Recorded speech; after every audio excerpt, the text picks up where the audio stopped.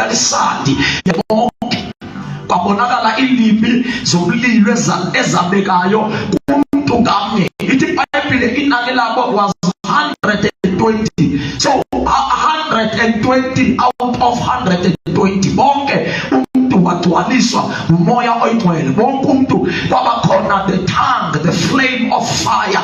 There's what 120 over 120 zange kugenzeke nomnye, because intando kaThixo about the church kukuba bonke abantu abakhona ebandleni babhaptizwe ngoHoly Spirit, bamthole uHoly Spirit. So ke uphinda wayicacisa lento no into yaqala kwi ya prophet uJoel esithi uba intombi nonyana bebaza uprofeta. So apha mawufunda la verse into ifumanayo ufumana standard, the standard for the entire church, for ibandla lemihla yokugqibela. Okokuqala ndithe imihla yokugqibela if i-time frame yokuyitracer iqala ngomhla wePentecost xa ufika umoya oyingcwele. So in last days zaqala mhla ufika umoya oyingcwele apha kulo. And then ngokwana verse ikuba nguPeter uJoel chapter 2 verse 28 kuthiwa onyana nentombi zibaza uprofet. So istandard sebandla lentsuku zokugqibela kuba umuntu uprofet. That is the standard. And yonanto i-basic start, yonanto elula uyish nasebenziselo gama. I know into zikaThixo was called lula but in grace, but nasebenziselo gama for the sake of understand that eyonanto ilula nexhaphakileyo nebekufanele idlala abantwana xa ibandla kwiintsuku zokugqibela ligcwaliswe ngumoya oyingcwele bifanele uba onyana nentombi bawuprofeta. And then xa ufunda 29 uthi even your handmaid servant and your servant they shall prophesy. So that means wonke umuntu ebandleni kwibandla lokugqibela noHoly Spirit must prophesy. Istandard sebandla eli-healthy nebandla elihamba ngokwekhanda yabapostile, ngokwephathini yabapostile ibifanele uba wonke umuntu uyaprofeta. Yes, angangabi ngomprofeti wonke umuntu, but it is the standard wonke umuntu ifanele uyaprofeta.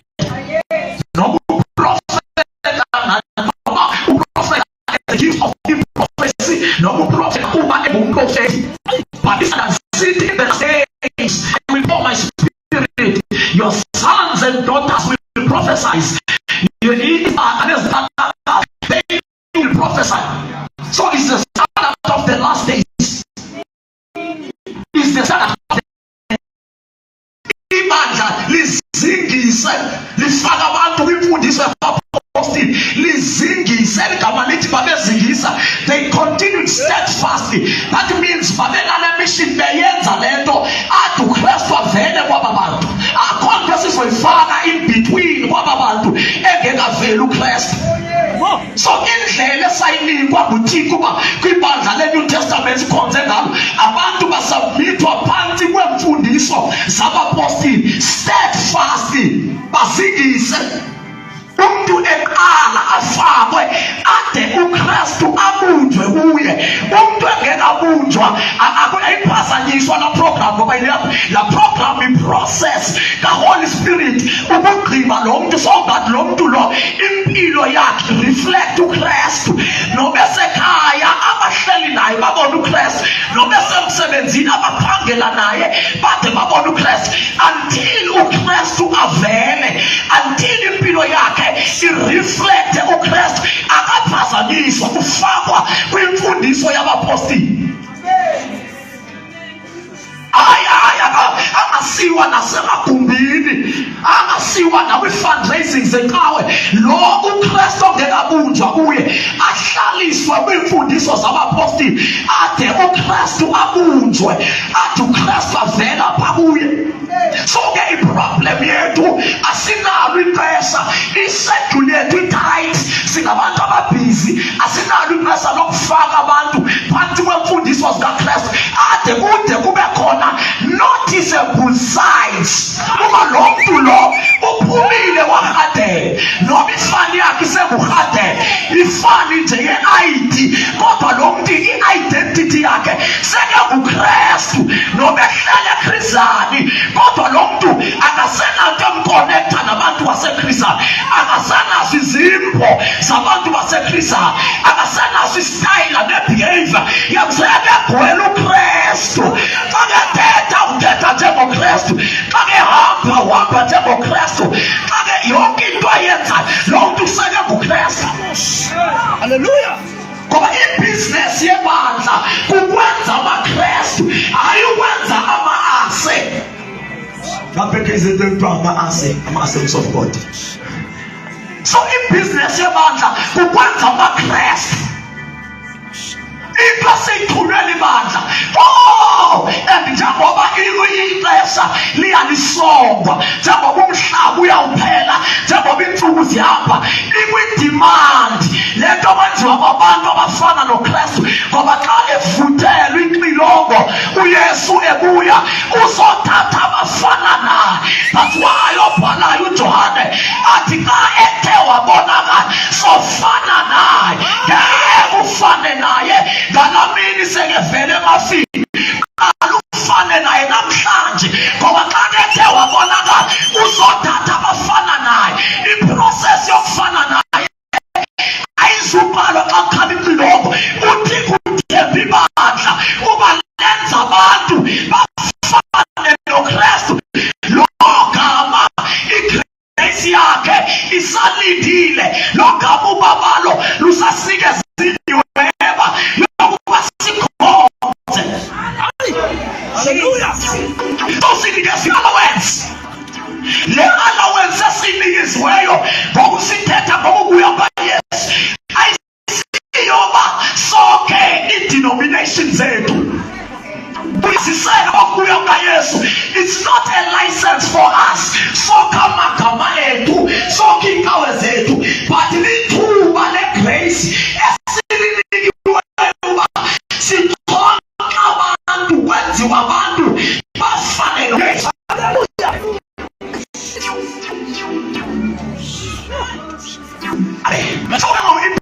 Problem yethu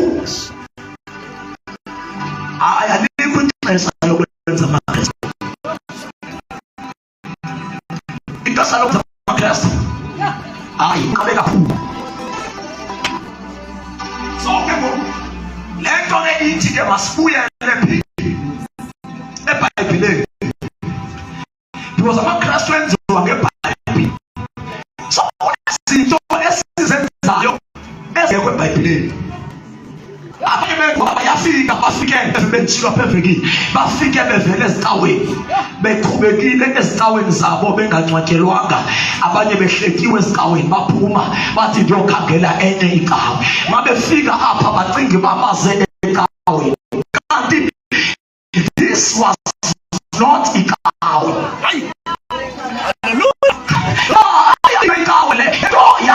Ikawe zona ikawe indala kunale movement zazikhona kakade ikawe. uThixo wathi sukwenza ikawe ngoba ikawe sezikhona, kodwa abantu babonile besezicaweni. You can't repeat the same thing engasebenzi. Umkhonzi kaThixo waqala into ezoba intshukumo kaHoly Spirit, into ezoba sisibhedlela sikamoya, into ezoba igaraji kamoya, into ezoba iportal yoba abantu xa befika bahlangane noNkulunkulu. Bathe ekuhambeni kwesikhathi yatshintshwa yenziwa isonto. Abantu xa bengena besuke ezicaweni bafike bathi hayi nansi ikawe entsha ndiyithole.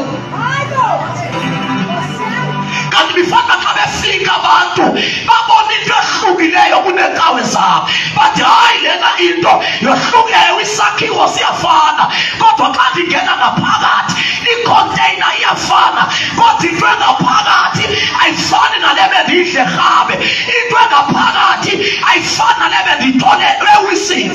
So we can't be the mainline churches. Basuke kuma mainline churches naxa bengena apha bafike kuseyi-mainline.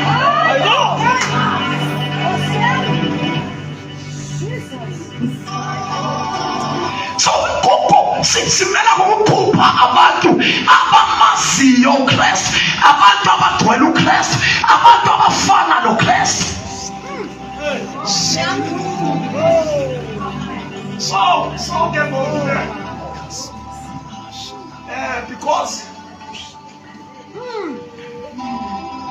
ngoba ixesha seliyaphela.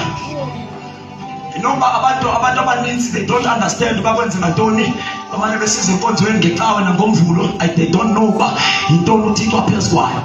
But ixesha liyaphela and there is a revival that is taking place kwindawo yase-Afrika. Kunemvuselelo elinde eSouth Africa. Noma bangamane besihla abathile uye kuba kukhona i-false prophet emalisuka kulamazwe asemanxa nase-West Africa zisiza. Noma kukhona i-false prophet but zikhona i-prophet zenyana ezisuka kulamazwe. It's just that wena waseZuluxuki noma ke ezizenyana ezimane zisihla zisiza zizo ignite imvuselelo eSouth Africa. Imvuselelo eSouth Africa ngeke ide ivuthwe ihlangane ngokupheleleyo unless kuvuke inkonzo okuthiwa Back to God Crusade. Ngoba phakathi kwe-denomination ezimbalwa there are few denominations ezivuse nguThixo uba zisipiyehile zikhokhele uThixo yensuku zokugqibela. Intshukumo nentshukumo ibakhokhelayo ngoba le context endithetha ngayo ke iba nebandla iba ne-movement eyikhokhelayo. There are very few ezipinpointwe nguThixo eSouth Africa and phakathi kwale few there is the Back to God movement. Noma zikavuka ezinye as long as u-Back to God esalele imvuselelo izaba nguqimicimi izawumane light iphinde icimi imane light iphinde icimi. But into ezakwenza imvuselelo isastainwe ivuthwe ivuthe ispreade njengamasimi amadlelo njengomlilo wamadlelo kukuvuka kwebandla. The Back to God Crusade iye kwi-mandate yenze lento eyayithunyiwe lento yayinikwe ifounder kumele sithole yona. It is so embarrassing to find kwakwesixesha siphila kulo kunabantu abakhokheleyo kunabantu abakuma-committees abangakwazi umbono ka-Back to God. Bakhokhele but they don't know the vision. Ukungabi na vision kuthathwa ababoni bakhokhele bangakwazi umbono wanentshukumo awuboni ukhokhela abantu kodwa imfama ubasapha baba ngoba kukhonza nebandla kuthethwa kushaywa ivision yelo bandla. What is the vision? What makes the Back to God Crusade to be the Back to God Crusade? You don't think what's to me on. So I'm back to basokhokha ikomiti benza ikomiti babhale imisusu kuphele lapha. Abasu ayintoni mandate esinikezwe intoni esithunyiweyo. So abantu banjalo ke nokuthi bahamba ngenyawo athi lekeni lento ngeke bayeke ngoba abayazi. Ngaba ke abantu uthi bathi uyabalibazisa.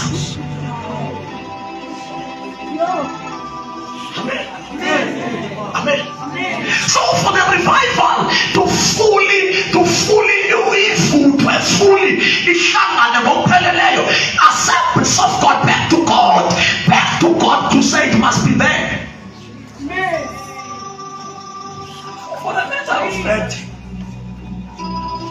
uyabona ukuthi ukhonze ngaphelelwe ngamandla bazothi amen.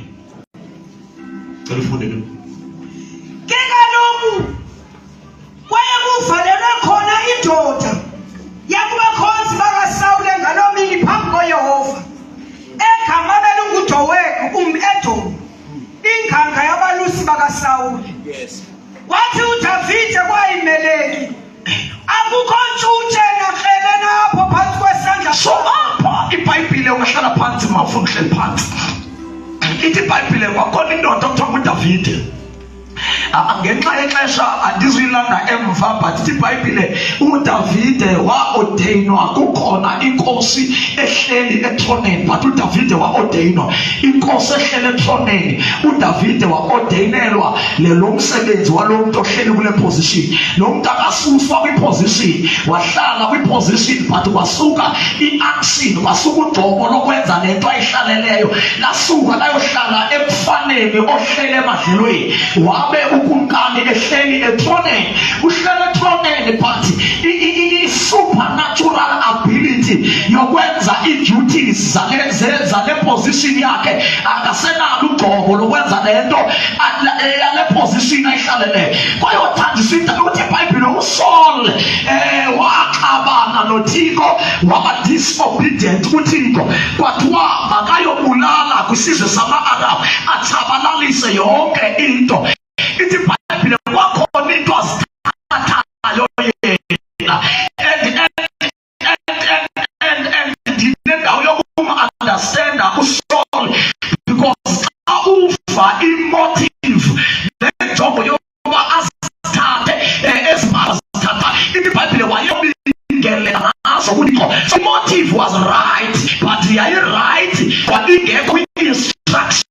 uThixo akanandaba uba wenza into right na, unendaba uba wenza into uthume yona na. Ya kunabantu abasebenzayo besebenzela ikawu ibabethela izandla, kodwa ngokwencwadi zikaThixo lento yenzayo ingaba uThixo yiyo na le oyithumileyo, ngoba kunabantu ababaleke ubizo lwabo ne-assignment yabo abayinikwe nguThixo, bafike babe busy kakhulu ebukumkanini bukaThixo.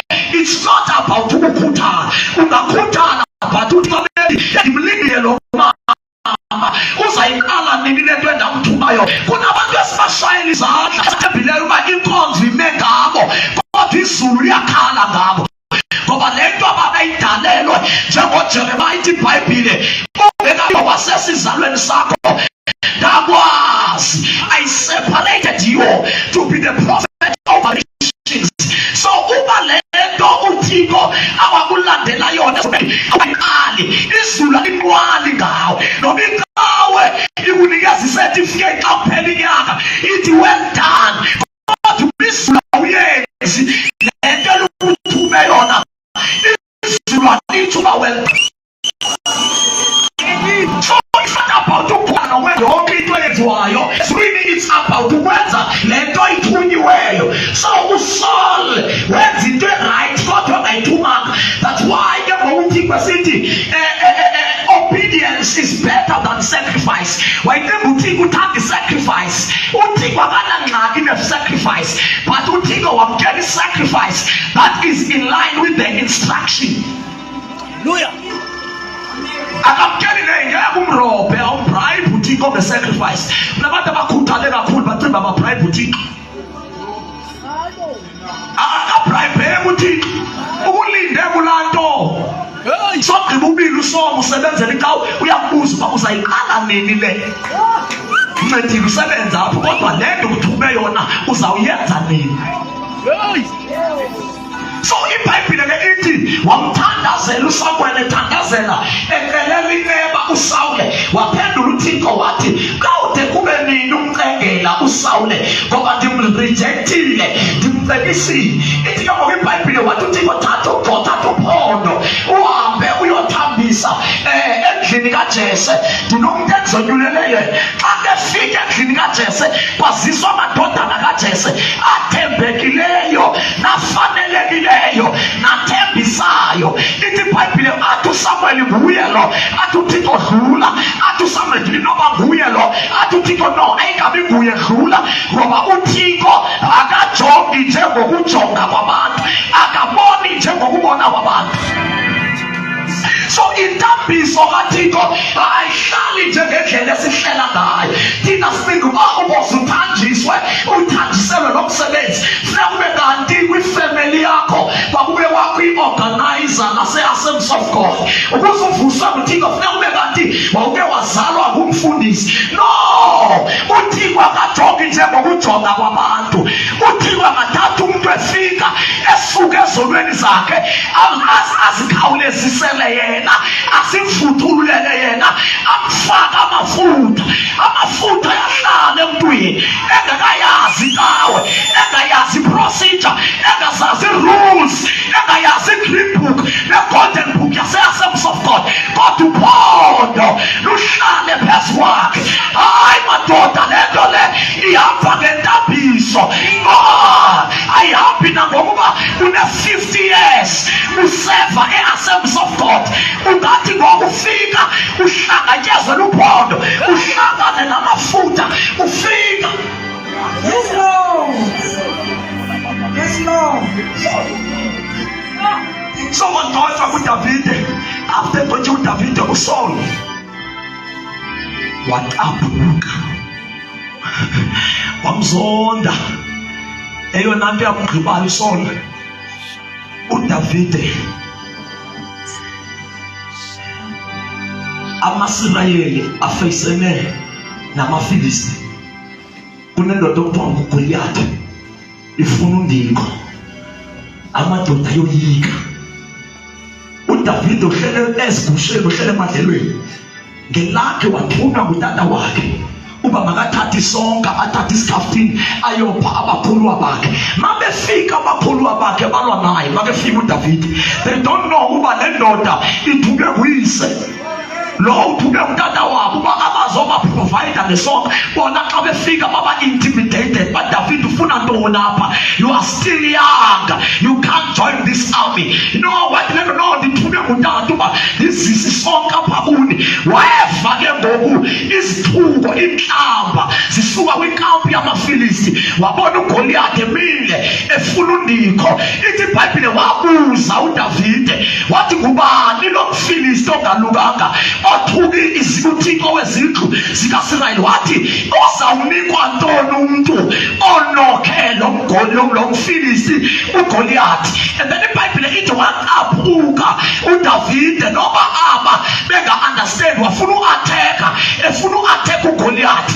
Bamnqanda abafowabo, they don't know ukuba kwenzeke ntoni empilweni yakhe.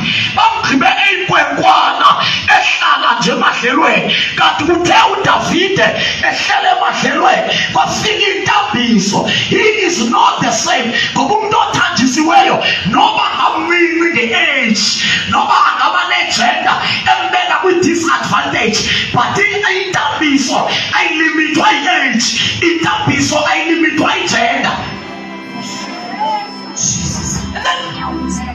But if you learn this, then standards. Baphakama uDavide waya samthukeza athi u-arrogant. Uyathi uyasichaza David, uyaphi? But usenza ngcono. Baphakama uDavide waya. Xa esiya uSawule egqibeleni wambiza wathi, no, izapha. Ngoku uDavide ayayo aya kuye. Khona umfana omncinci ngezapha. Exesha uDavide aya kuye. uSawule wambiza, wakhulula i-armor suit yakhe, wakhulula impahla zokulwa. Wathi, no, fana unxibe apha uyofeyisa uGoliath. Wamnxibisa impahla zokulwa. This was the system. Yayingezo mpahla ngoba impi yethu ayoyakanyama, ayikho physical. So impi yethu yekamoya. So uDavid, uSawule nje embathisa uDavid ezimpahla, umnxibisa i-system of failure. For many years boyisiwe behlulwa, zikhona ezimpahla, bayambaleka bayamoyika uGoliath, zikhona ezimpahla. That is exactly what the church is doing. uThixo makasivusela umuntu ezohlangula ibandla, bamfaka kwi-system. Uyasifaka uGoliath uboyisile, sikhona system. uJezebel uboyisile, sikhona system. Amasango eHadesi abasukumisile, ne-system ikhona. uThixo sekazivusela umuntu wakhe, bafuna umthatha bamfake kwi-system. Bathi nawe feyila njengathi, nawe bhatyaza njengathi, nawe ambodla etafileni kaJezebel njengathi. If you refuse ukungena kule system, you begin to be the enemy. The generation engazongena kwi-system ezifeyileyo, kwi-system ezahlulekileyo. No. God is introducing new systems that are relevant for the season.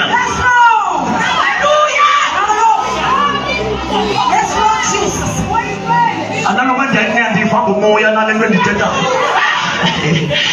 Kuna system eziphelelweyo. Noba ungapowerful kangakanani, mhlazana wangena kule system uzofeyila. Noba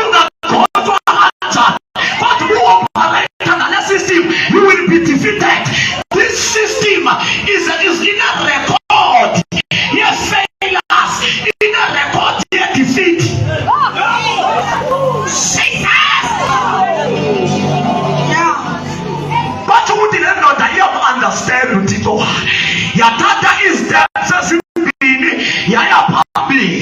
uDavide wayena-17 wayesokhela umzimba wakhe engasindi laa nto, kodwa kwakethi into ngaphakathi yathi hayi ibingathiphi le system. ngelixesha ubamba ibhere entlako ulidwangula, ngelixesha ukrasula ingonyama beziphi ezi mpahla, khulula ezi mpahla, hamba ngamandla onawo, hamba ngenkambiso ephezu kwakho. Abantu bayikhulula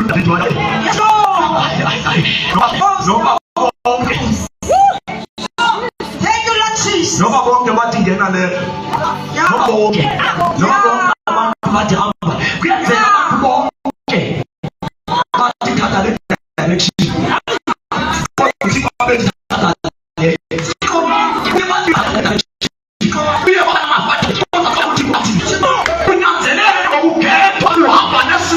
uhamba nanolotiko, uhamba namava abantu na okanye ukhetha uthiki.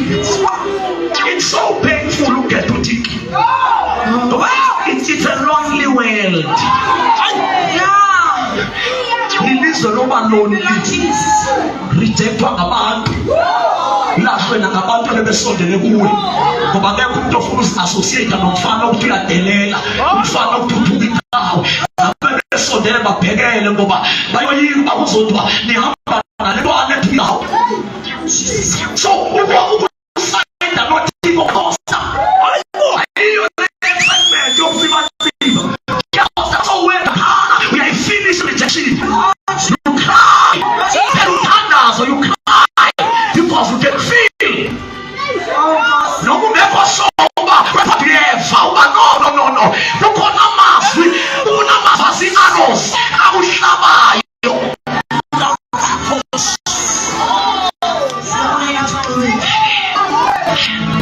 So iBhayibhile uSawule wamzola uDavide apha kuthiwa uDavide ufophi uhlangana nompristi u-Ahimeleki. Xa efika elisoka siyeke lesoka singathethi apha kuvele uyabuza uDavide akokhele na, akokhele akukho ntuthe na lusiza andiziphathanga izithoko zabo. Emaphendula umpristi wathi ikrele likhona leliya labulala uGoliyathi, nalo lisongiwe ngoba uSathana xa efuna uyi-invada ibandla uthatha ezi zinto zizi-weapon zabo azisonge. Hayi akayivali kawe, akawuchitha umhlangano, but uthatha ikrele alisonge, athatha bayolibeka emva kwe-effort, athi khonzani nikhoze ningenakrele, nikhoze ningena-weapon, nikhoze ningenamandla. Angena ama-devil worshipper a-operate phakathi wethu, angena uJezebel asebenze phakathi wethu, ngoba we are the church that is without weapons. We are the army without an armor. Singumkhosi ongaxhobanga, singumkhosi onganxibanga. So yethi iBhayibhile wakhumbula uDavide kuba eli krele labulala uGoliyathi, wathi u-Ahimeleki likhona naniya, uba uyalifuna ungalithatha. Lento le inabantu abayifunayo, uba uyafuna ukuyithatha you can take the sword and join the army. Kodwa uba useright ecaweni, qhubeka uhlale ecaweni and continue being the victim of the gates of hell. But the time has come apho kuzorayisa umkhosi, kuzavuka amakoti, kuzavuka amatsha abazothi sifuna ikrele. Ithi iBhayibhile wathi uDavide tinike lona lesizini esikuyo le, isizini yekrele, ishumayele ukuthandwa, asishumayeleli ukuthengwa, but we preach the heart of the Lord. We are sent out to be the voice of revival. Oh Jesus, thank you, oh Jesus, oh Jesus. Wathi uDavide tinike lona ngoba ingozi ukuhamba lingekho ikrele. Xa lingekho ikrele noma ungakhetha uqobo ukuthi likhona sizobona nge-results. Xa lingekho ikrele amasango eHadesi ayangena ebandleni. Funda First Kings.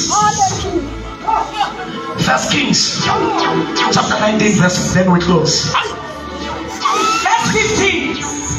Wathi uyehova kuye, hamba uye ngendlela yakho, uye enhlango yeDamasko, uye uthambise oZayeli, abe ngukumkani kumaHaramu, uthambise uYehu unyana kaNimshi, abe ngukumkani kumaSirayeli. For what God is doing kule season, ubuyisa ikrele ebandleni. Ya ikrele libuyile. Kubuye bawuyaliyeka, kubuye uyalithatha kodwa lona li-available. If the spirit, the sweat is available. Sesingamane sohlulwe kuba sesicela ukhonza sizi-losers. Sesingamane sohluleke kodwa uThixo ngeke simblame. The sweat for our movement is back. Our weapons of warfare are back. Lixesha lenkemba sike sakhonza sisonke izandla salimazana sodwa sabulalana sodwa sike sawasebenzisa amakrele kodwa ingengawo avele ezulwini salimazana ngawo kodwa ngoku lixesha lekrele likaThixo. The sweat that slayed Goliath is back to the church. Mamela kunekrele elafika eSouth Africa lanikezwa indoda okuthiwa nguNicholas Pembe laqala emaXhoseni ladla i-Afrika yonke ngoba lihambe elikrele liqale eCape libheke eCairo. uSathana walithatha walisoka walibeka kodwa lesisizukulwana sizolilanda sifuna lo kudala sikhonza sizohluleka kudala sikhonza sizoyiswa but now Let's go. Funa lo. Thank you, Lord Jesus. quickly people, quickly now we win. There is a sweat. That's why in the message yethu uba awuna inhliziyo repentant, uba awuna inhliziyo efana neyomntwana uzawucinga uyaliwa nawe, uzawuretaliate. Yonke into yethu radical. The worship yethu asiphica mnandi nge-voices but siphushwa likrele. Nokuhlabelela kwethu siyalwa. Kudala uSathane edlala nathi, kudala uSathane epossessa i-possessions zethu, kudala uSathane ethatha into zethu. Yeah, the world will know uba singobani thina. The devil is in trouble. We are rising with the sweat. Siphethe inkemba, siphethe inkemba. Inkemba le iya-edifya kwabendlu kodwa kwaba ngaphandle yahla. uJezebeli wayengene esiqwini somuntu ongumama ngengaxesha wavela uJezebeli kodwa kwi-New Testament ku-chapter 12 kwizenzo wangena emntwini ongutata, wangena kwiHerode. uJezebeli uspecialize ngokunquma inhloko zabakhonzi bakaThixo. Ya akaqala abanquma inhloko, uqale number 1 akuhlalise etafuleni athi tshintsha le calling yakho, tshintsha olubizo lakho. Uba ngaba ungumvangeli athi kuyeke ubuvangeli bangupastor. Uba ngaba ungupastor athi yeke uba ngupastor yiba yi-life coach, yiba yi-motivational speaker. Ya uba ngupostile athi yeke uba ngupostile ya yiba ngupastor.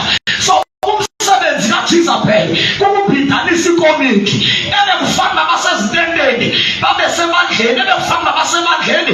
But as long as we are mispositions, we will never command spiritual results.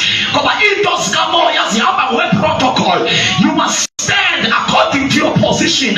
Ungathi umdanelo uba ngumprofeti kodwa ube ngutshelenti. Ungathi udanelo uba ngutshelenti kodwa uprofete. Ungathi uba li-organizer kodwa ube ngumfundisi. Kuthi udanelo ngumfundisi kodwa uyo-organizer. Xa izinto ikomiki ziphithene noma inkonzo yethu ingahle ibe organizer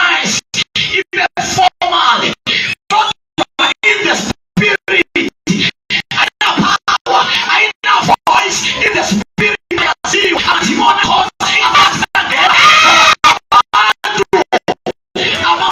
positions.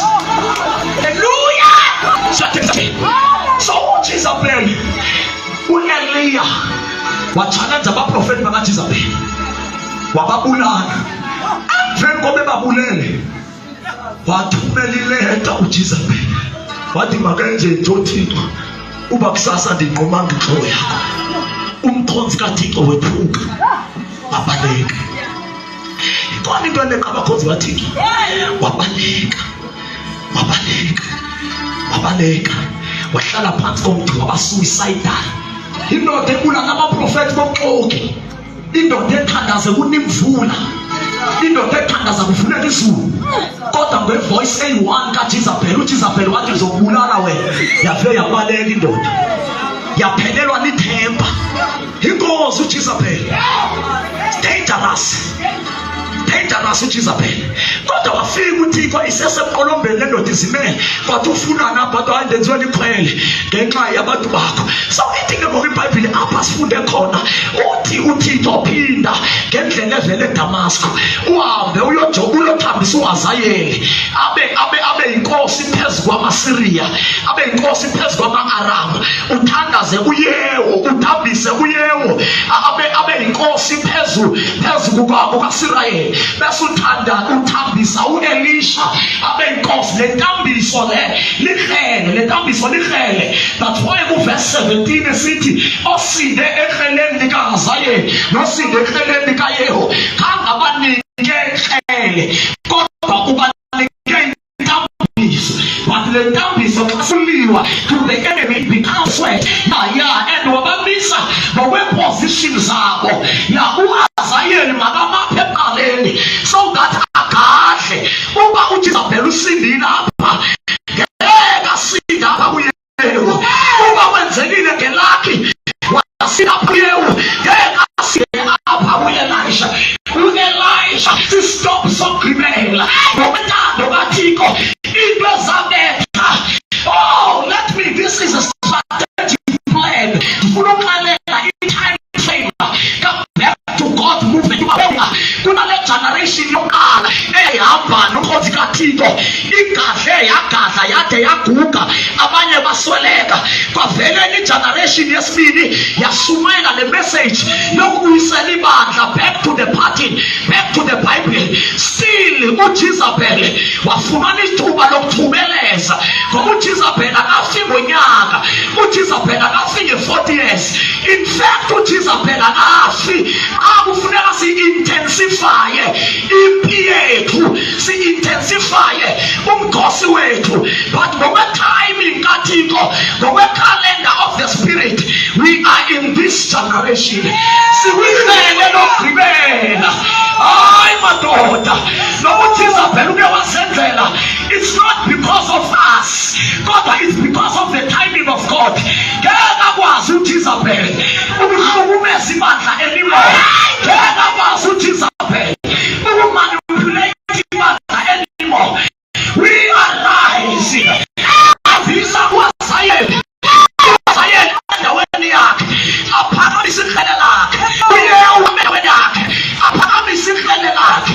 noElisha endaweni yakhe, aphakamisa ihlele lakhe. There is an army that is rising.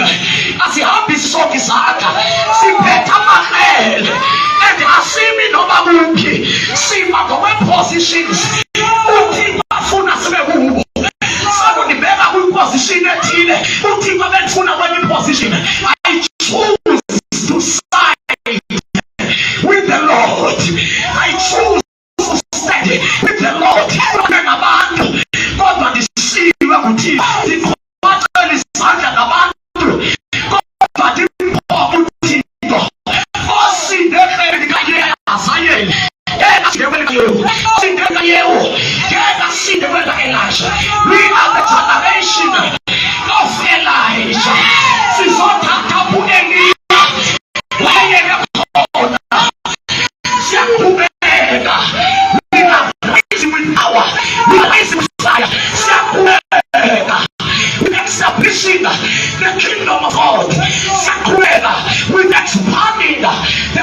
anointing of the Lord. Yes, Lord.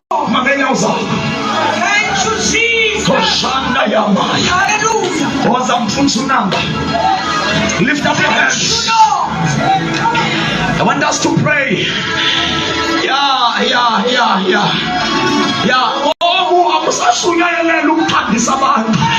But doctrine abantu abazodecide uba bayangena na kulo mkhosi obizwa nguThixo okanye bayaqhubeka nento zabo. But uThixo uyabiza.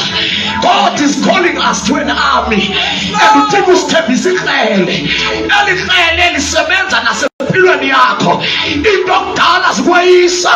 When you go home today, you will come back with the sweat. Into okudala zikusokolisa. Siza kufumana uphethe ikrele. The sweat in the spirit. Wafana amehlo akho. Hallelujah. Lift up your hands. Come and pray, men of God. Hallelujah. Jesus. Thank you, Holy Spirit. Uphakamisa izandla zakho. Wakhala uDavide. Wathi ndibona iintshaba zinxiba i-black and white. Ziphikisa intando kaNkulunkulu. When iintshaba ziphethe ii-credentials zoba zingaba-elder. Fighting with the will of God. When iintshaba ezingama-organizer ziphendula into kaNicholas Bay. Wathi uDavide ndidlile ndihluthi. Yini ifondile entutonayo ngoba nasi iintshaba ziyahlabelela. Mondo parakata. Urobo shataka.